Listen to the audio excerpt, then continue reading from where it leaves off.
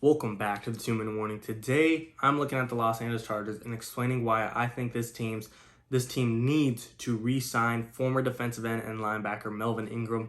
But before getting to that topic, question for those of you viewing, especially the Chargers or NFL fans out there, comment down below yes or no if you would like to see a Los Angeles Chargers and Melvin Ingram reunion. Again, comment down below yes or no. But getting into the topic and getting into my opinion, I 100% believe the Chargers should re-sign him. There are some cons to Melvin Ingram. There's some warning signals right out the gate. I mean, the guy's coming off an injured season, and he's going on the age of 32. And it's not like he's going to be coming back to the Chargers and going to a defense that he's familiar with. He's familiar with the players and the scenery and the environment, but the defensive schemes he will not be used to by any means. He's used to playing 4-3 with Anthony Lynn, and now he's going with the 3-4 defense and Brandon Staley. And that could hurt Melvin Ingram's game. You could look at it as hurting it because he's not used to it, or it could up his game. Maybe he might reach the potential we never thought he could before because of how good of how well-rounded and defensive-minded Brandon Staley is on defense and on offense, but defense especially. I just think I understand Melvin Ingram is coming off an injured season, and even the few games he did play, he did not produce much. But outside of the outlier in 2020, the previous 3 years, Melvin Ingram was still a Pro Bowler in 2019, 2018, 2017. He still had 7 sacks through 13 games and 7 sacks and then 10.5 sacks. And at that point, you're getting your money's worth. I'm not saying re-sign Melvin Ingram to another 4-year, $64 million deal where he's getting 16 a year, but sign to a possible 1-year prove-it deal that's below double digits. I don't want him reaching $10 million on just a 1-year prove-it deal, but anywhere from maybe $5 to $9 million, like I said, on a prove-it deal to see if he could bounce back from the injury, overcome his age, and fit in a Brandon Staley defense. I mean, the Chargers still have, I believe, between $10 and $20 million in cap space, and if you're not going to use it in general, you might as well take the risk and take the gamble and go on a guy you're at least somewhat familiar with.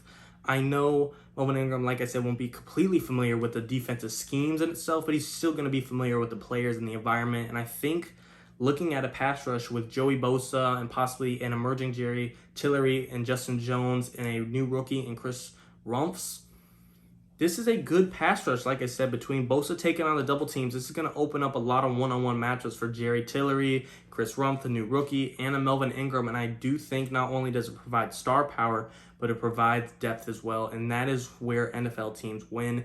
It's when they have players along the depth chart that they could count on their backups, on their third strings. They could count on players everywhere. I'm not saying every team needs to have a star-studded guy at every single position on their backups, on their second strings, on their third strings, on their fourth strings, but you still want some depth on your team, and Melvin Ingram can provide that. You're not going to probably get every single snap out of this guy in the season. Like I said, he's coming off an injured season, and he's going up there in age, but possibly on third downs when you're trying to blitz, Melvin Ingram is still a viable player that can help assist this Chargers team, and I just think with the Brandon Staley defense, he will find a role for Ingram somewhere on a value-based contract. That is key to this. If you're overpaying him, don't consider it. But if you get him on a value-based deal that's under double digits, I think it is at least worth considering at the bare minimum. Like I said, just imagining a brand new defense where Joey Bosa is going to be dealing with the double teams. You need someone on the other side to win those one-on-one matchups, whether it be Tillery, whether it be Ingram, whether it be the new rookie, a Chris Rumph. You want someone at that front line to handle the pass rush and get after that quarterback. It could even be the assistance from young linebacker Kenneth Murray. Either way, this Chargers team needs a little bit more pass rush, and I think Melvin Ingram could answer that. They might be thinking Brandon Staley could turn around Jerry Tillery, and Chris Rumph will come in and fill the shoes of a guy that can win one-on-one matchups. But in my opinion, why not add even more? Have Jerry Tillery turn around, have Chris Rumph emerge and be a great rookie, and add Melvin Ingram to this defense, and now you have depth and star power on that front line. And then in the secondary, that's finally getting established. You got Derwin James finally back, coming, hopefully going to be healthy. You got Chris Harris Jr., who's getting up there in age for sure, but I think Brandon Staley is going to be able to squeeze every little bit last of talent out of him for sure. Michael Davis is emerging as a possible pretty good number 2 corner for this Chargers team. I like the addition of Asante Samuel Jr. He could eventually become the number 1 corner on this team, and I'm okay with that. Yes, he's limited physically in some aspects, but again, when you have a mastermind defensive coach in Brandon Staley, he is a guy that could really overcome these things and find the perfect scheme for his players, and I expect it to be executed as well. There's some other players too, Nasir Adderley, possibly turning things around. I like this Chargers team a lot on defense, but it could be even better with Melvin Ingram. You executed the draft completely in the first 2 rounds with Asante Samuel Jr. and Rashawn Slater being complete steals, and you added other guys as well. Like I said, Chris Rumpf, I was referring to earlier. You got Josh Palmer in the 3rd round. This team is pretty stacked all around. You got a top 10 quarterback in Justin Herbert. Your receiving core is definitely getting there. You got a top 10 receiver in Keenan Allen. Mike Williams is a go up and get a guy when he's healthy. You added Josh Palmer, Tyron Johnson, Jalen Guyton. Between those 3 receivers, one of them can emerge and be an X factor or be a future Mike Williams replacement. The tight end position has some depth chart with Trey McKitty being a new rookie, Donald Parham being a 6'8" freak, and Jared Cook being an older guy but being able to still catch red zone targets and provide mentorship to these younger guys as well. You're stacked in the receiving core. You're stacked at quarterback. Offensive line is completely rebuilt.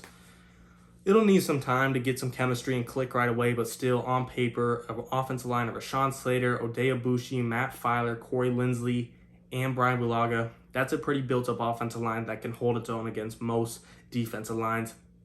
Backfield, little questionable with Austin Eckler running the football, but when it comes to receiving the football, he's a top 5 receiving back in the NFL, in my opinion. And there's other guys on that depth chart as well that could possibly run the ball. You got Justin Jackson, Joshua Kelly. I like this Chargers team a lot in all aspects on offense and defense and in the coaching staff, but why not make it better with Melvin Ingram?